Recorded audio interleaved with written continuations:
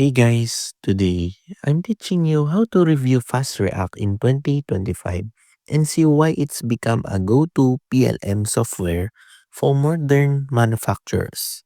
Let's dive in. FastReact is built to help manufacturers streamline product development and product planning. It connects design, sourcing, and production teams into one platform, reducing miscommunication and delays.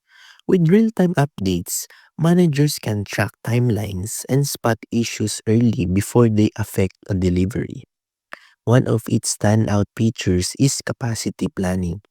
FastReact allows businesses to balance demand with available resources, ensuring efficiency and avoiding costly bottlenecks for apparel, textiles, and other fast-moving industries.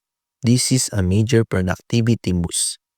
So, if you're a manufacturer looking to modernize operations and deliver faster without sacrificing quality, FastReact is a strong PLM solution in 2025. Thanks for watching this review, and I'll see you in the next one.